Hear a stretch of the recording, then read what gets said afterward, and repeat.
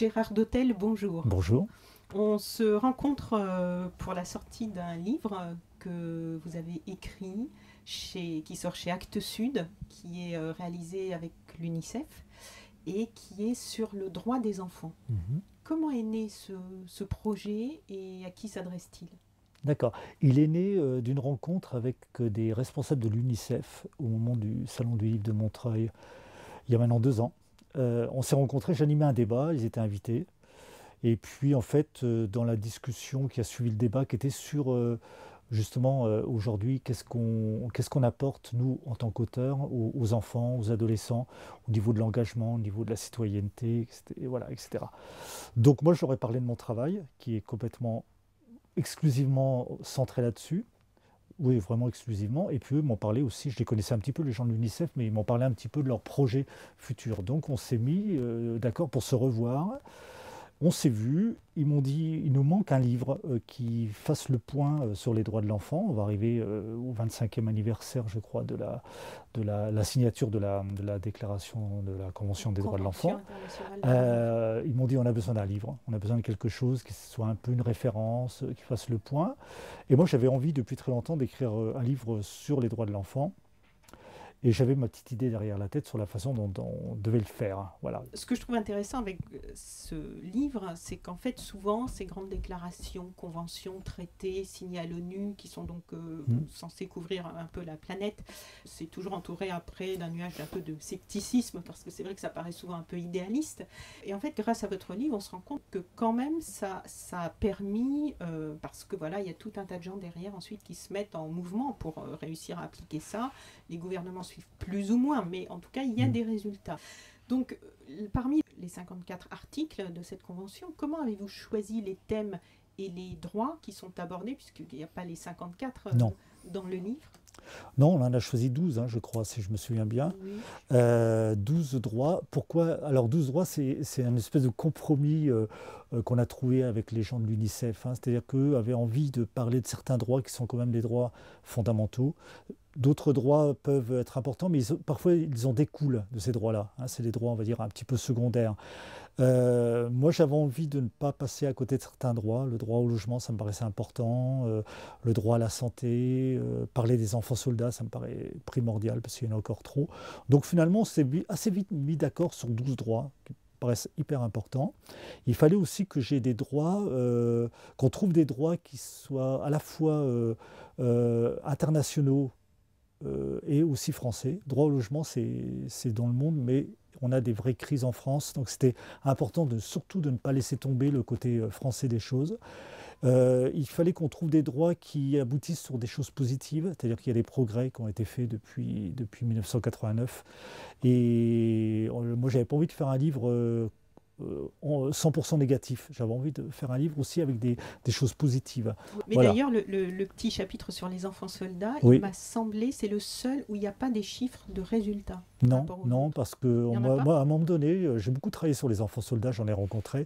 J'ai cru qu'on allait régler le problème à un moment donné, parce qu'il y a eu une baisse un petit peu du nombre d'enfants soldats. Il y a eu un moment précis dans l'histoire récente une baisse des guerres même entre pays, sauf que les guerres civiles ont recommencé beaucoup, notamment en Afrique, et là on voit encore dans des pays comme la République centrafricaine où il y a une guerre civile en ce moment, il y a un enrôlement des enfants soldats, donc c'est un problème qui n'est pas réglé. Je crois. Oui, absolument, c'est absolument pas réglé. Ça revient en Syrie, il y en a, en Ouganda, il y en a, donc là c'est un vrai problème. C'est un vrai problème. Et donc 12 droits, c'était 12 droits. À un moment donné, il fallait qu'on s'arrête sur un nombre bien précis, sinon on aurait fait une encyclopédie. Alors, en 20 ans, la mortalité infantile a été réduite de moitié. Et entre 1990 et 2013, le nombre de personnes ayant accès à l'eau potable a progressé de plus de 2 milliards dans le monde. Donc ça, c'est plutôt encourageant. Oui, c'est encourageant. Par contre, les chiffres de l'OMS, de l'Organisation mondiale de la santé, rappellent qu'en 2013, un habitant sur 3 dans le monde, un habitant sur 3 n'a toujours pas accès à l'eau. Avec l'histoire d'Épiphanie, vous illustrez les répercussions que cela peut avoir sur la vie d'une petite fille. Bien sûr, parce que cette petite qui... en fait, la seule façon d'avoir de l'eau, c'était d'aller dans une rivière, assez loin du village.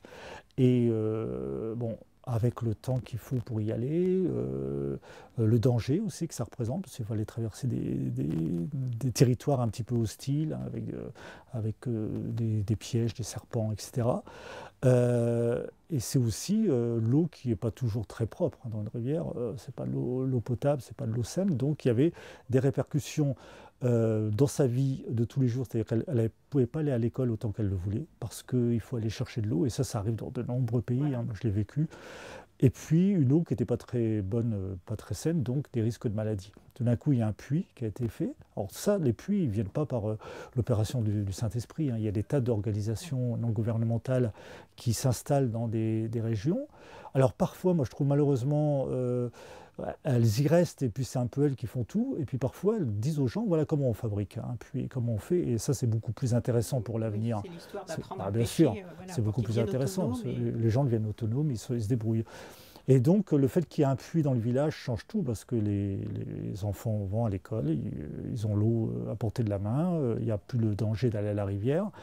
Mais on le dit bien, elle le raconte bien, la petite, c'est que il y a encore des choses à faire, hein. C'est-à-dire qu'il y a encore des gens qui vont chercher de l'eau avec des récipients qui sont complètement sales, pas nettoyés. Donc ça ne sert absolument à rien de mettre de l'eau potable dans quelque chose qui est souillé. Ben voilà, on sent qu'il y a tout un travail. Et moi, je crois beaucoup à l'implication des enfants, qui souvent captent mieux les réalités que les adultes. L'implication des enfants pour apprendre un peu aux adultes. Voilà. Les adultes ont plein d'habitudes, hein, voilà, d'éducation ancestrale, des traditions, et les enfants peuvent faire bouger un petit peu les choses. Et ça, c'est plutôt bien. Pas seulement en Afrique, aussi en France. Oui. Ce que je trouve intéressant aussi, c'est que quand on le lit ici, ce livre, moi je l'imagine lu dans les écoles ou dans des centres, ça nous permet aussi de prendre conscience de privilèges que nous avons acquis et qui nous semblent évidents à nous maintenant. D'ailleurs, on ne s'en réjouit même plus tellement ça nous semble évident, normal et acquis, alors que de nombreux enfants dans le monde n'en bénéficient pas. Et on réalise au travers de vos petites histoires les conséquences que peuvent avoir les privations de ces droits. Par exemple, une naissance sur 3 dans le monde n'est toujours pas enregistrée. Moi, c'est vrai que j'ai jamais pensé à ça, que enregistrer, pas enregistrer. Une naissance sur 3 n'est pas enregistrée. Or, comme vous l'expliquez, sans papier d'identité, pas d'école, pas de soins dans un hôpital. Effectivement, l'exemple de la carte d'identité, de l'enregistrement des naissances, moi aussi, je dois dire que j'ai découvert. Hein. En fait, j'étais parti sur des droits que je connaissais bien, le droit à l'éducation, parce que c'est un sujet sur lequel j'ai beaucoup travaillé, qui me sensibilise beaucoup, les enfants soldats, comme je disais. Le droit à l'identité, je n'y avais pas du tout pensé. Et c'est l'UNICEF là, qui m'a dit, si, il faut en parler, et il faut en parler très vite, parce que c'est un droit fondamental. Sans papier d'identité, enfin sans enregistrement sur un état civil et ensuite sans papier d'identité, de nombreux enfants ne peuvent pas effectivement aller à l'école, se soigner, peut-être ensuite travailler, enfin je ne sais pas. Et ils m'ont dit c'est fondamental, il faut démarrer presque par ça. Donc j'ai dit ok. Donc j'ai trouvé une histoire et ça m'a bien plu de raconter cette histoire. Et ça peut effectivement sensibiliser beaucoup les enfants de France qui, eux, c'est naturel effectivement d'être enregistrés, enfin pour la grande majorité heureusement, et de leur dire, écoutez, c'est le premier droit finalement, d'avoir un prénom, un nom, d'exister. C'est le droit d'exister avant tout. Avec l'histoire du jeune garçon au Pakistan, pour l'article « J'ai le droit d'être protégé de la violence et de l'exploitation oui. », là, vous nous aidez à comprendre la complexité de cette question du travail des enfants, parce que d'ici, en fait, nous, on juge ça de façon très simple, très lapidaire. Mais c'est très complexe en fait cette question parce que dans les pays, dans tous les pays où le problème se pose, et il y en a beaucoup, les parents envoient souvent leurs enfants travailler pour des questions de survie, pour pouvoir soigner, comme vous l'expliquez, et sauver la petite sœur malade, par exemple. Là, du coup, effectivement, on se retrouve partagé, divisé, quoi faire.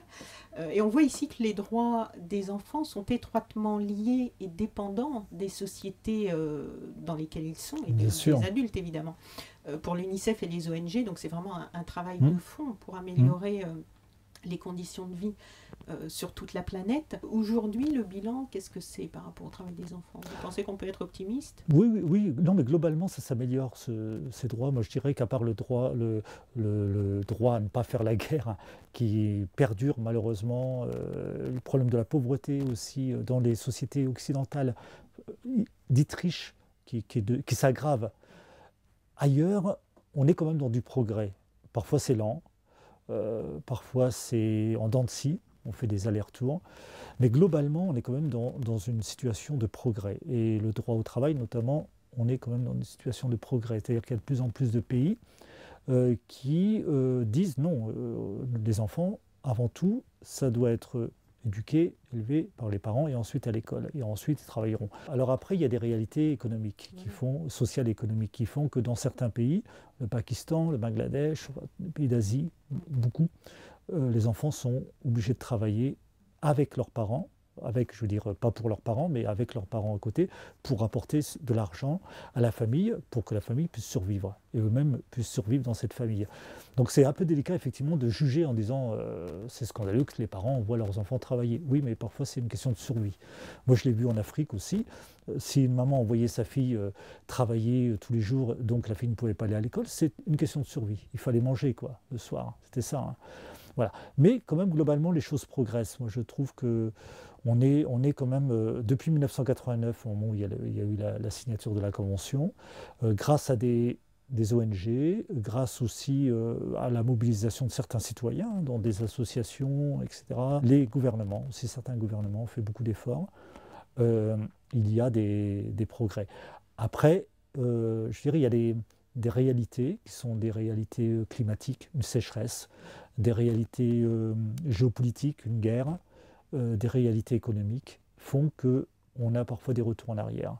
Voilà. Les enfants soldats, ils sont là parce qu'il y a des guerres. Et dans des pays où, malheureusement, ça semble être encore la seule solution trouvée pour régler un conflit entre deux clans, deux tribus. En situation de conflit ou de grandes catastrophes naturelles, il y a des déplacements de population, il y a une destruction déjà du lieu d'habitat, parfois de la famille, des déplacements à l'intérieur du pays ou à l'extérieur. Et là, parfois de manière très soudaine, l'enfant redevient un être fragile, très fragile. C'est-à-dire que quand même, malgré tout, même dans la difficulté, il était souvent protégé par sa famille, sous un toit, un peu de nourriture. Là, tout d'un coup, il n'y a plus rien. Et l'enfant, plus que d'autres personnes, est très très fragile. Bon, effectivement, parfois, il n'a plus d'attache familiale, il n'a plus d'identité, il peut être exploité, il peut être violenté, violé, enrôlé comme enfant soldat. Enfin voilà, il y a tout ça qui fait que... voilà, et puis parfois on l'utilise à leur égard des drogues. Hein. Je veux dire, l'enfant soldat, il ne s'enrôle pas par plaisir en disant ouais, je veux être soldat. Non, il arrive que parfois il y ait des désirs de vengeance, ça arrive. Ou des envies d'avoir de l'argent, parce qu'on lui dit si tu es soldat, tu vas avoir de l'argent. Oui, pourquoi pas. Mais la plupart du temps, c'est les enfants qui sont drogués. Ils sont drogués, donc ils sont déjà fragiles, ils deviennent encore plus fragiles. Et ça, c'est quelque chose que j'aime bien raconter aussi, notamment aux collégiens et aux lycéens en France, pour aussi aborder le problème de la drogue, qui n'est pas on va dire, quelque chose qui permet d'atteindre les paradis artificiels. C'est aussi une façon de contrôler les gens.